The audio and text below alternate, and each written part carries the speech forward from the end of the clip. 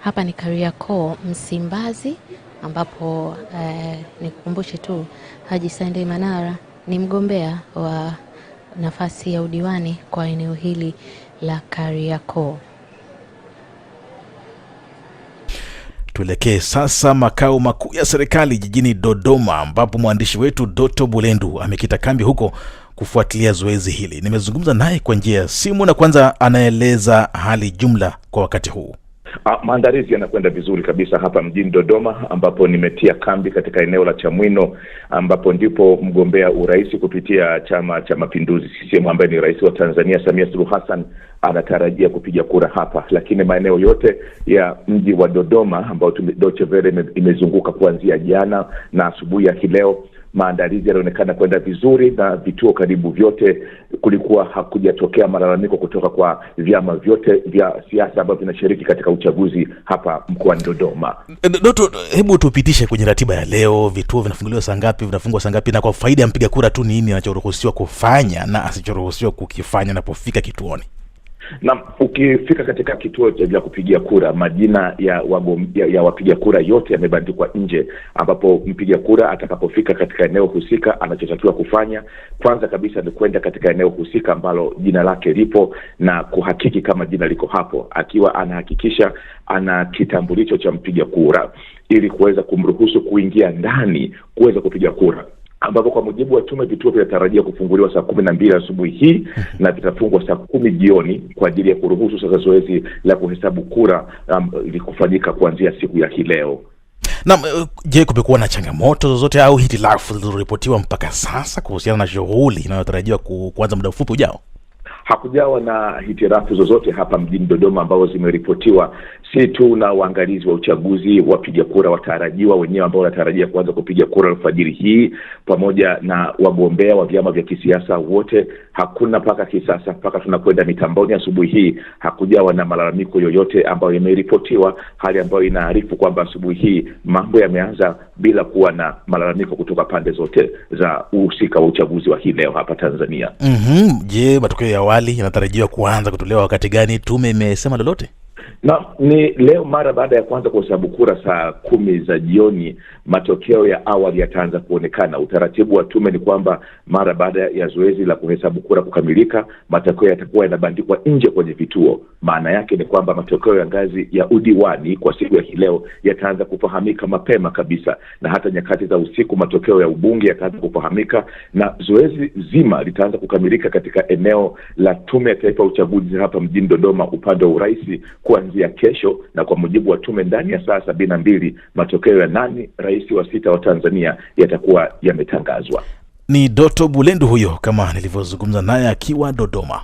Rais Samia Suluhu Hassan anatarajiwa kwa kiasi kikubwa kuchaguliwa kutetea kiti chake cha urais wa Jamhuri ya Muungano wa Tanzania, hasa kwa kuwa hakabiliwi na upinzani wenye uzito kwenye uchaguzi huo kufuatia kutoshiriki kwa vyama vikuu viwili, Chadema na ACT Wazalendo, kwa sababu tofauti.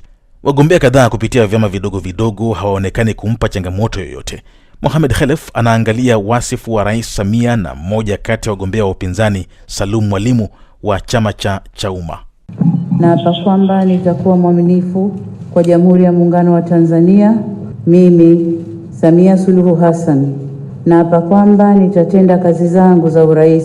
Mama wa watoto 4, mzaliwa wa Zanzibar na mwanasiasa aliyeingia kwenye ulingo wa siasa akitokea makundi ya asasi za kijamii, Samia alishika nafasi ya urais mnamo mwezi Machi 2021 kufuatia kifo cha mtangulizi wake John Magufuli ambaye alikuwa makamu wake kwa kipindi cha miaka 5 ya awali.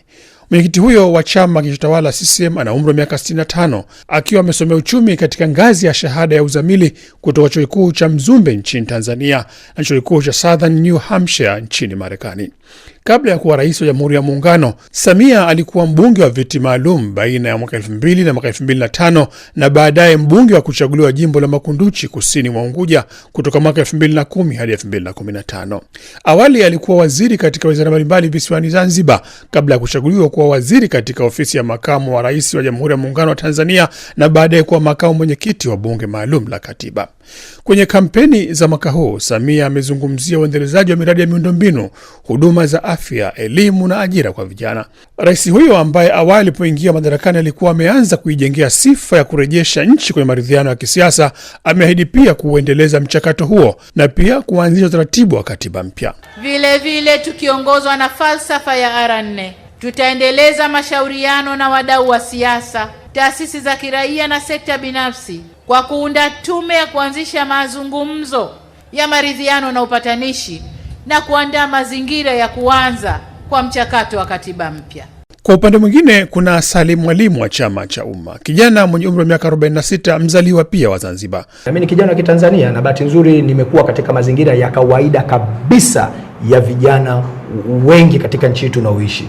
Sijatoka kwenye familia ya kitajiri au familia ya wanasiasa wakubwa walio kushika madaraka makubwa. Kwa sasa Mwalimu ndiye mkuu wa chama hicho, akitokea chama kikuu cha upinzani Chadema ambacho hakishiriki uchaguzi huo. Kwenye uchaguzi wa mwaka 2020, Salum Mwalimu alisema kama mgombea mwenza wa Tundu Lissu aliwania urais kupitia Chadema ambacho yeye alikuwa naibu katibu mkuu. Salum Mwalimu ambaye kitaaluma ni mwanahabari amekuwa kwenye siasa za upinzani kwa miaka mingi kidogo. Mwaka 2015 aliwania ubunge wa jimbo la Kikwajuni kisiwani Unguja, mwaka 2018 ubunge jimbo la Kinondoni jijini Dar es Salaam, na mote kupitia Chadema na mote alishindwa.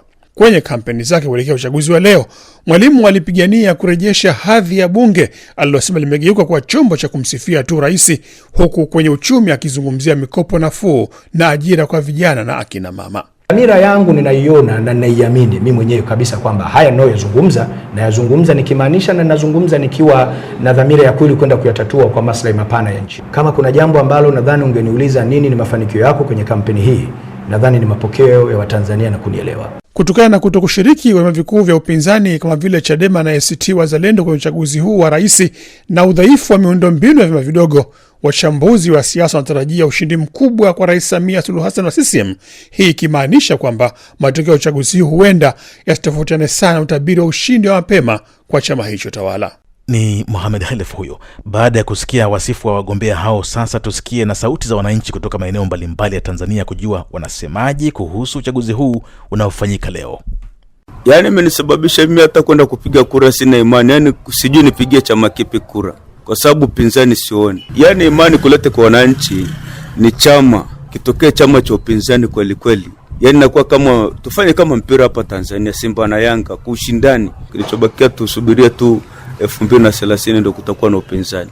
Mungu akijalia. Kama la kweli uchaguzi sivyo ambavyo tulivyotarajia na wala sivyo hali halisi tulivyoipata kutokana na maelezo ya jana. Asilimia kubwa tumeletewa watoto wadogo wanachama ambao wa Chama cha Mapinduzi wamevishwa sare za KVZ, wao ndo ambao kuwa sasa tunaambiwa ndo vikosi vya wapiga kura. Mpaka sasa hali ni shwari, vituo vishafunguliwa, tunaendelea na uchaguzi tuliofika mapema hii, lakini sijajua mpaka baadaye wingi utakuwaje wa watu, sababu kuna tetesi za maandamano na kadhalika. Pia polisi wamezagaa, wengine wanahofia kuja hapa kwa sababu ya kofia stori kama hizo za maandamano. Na katika siku ya leo ya kupiga kura, kwanza mimi nimeamka mapema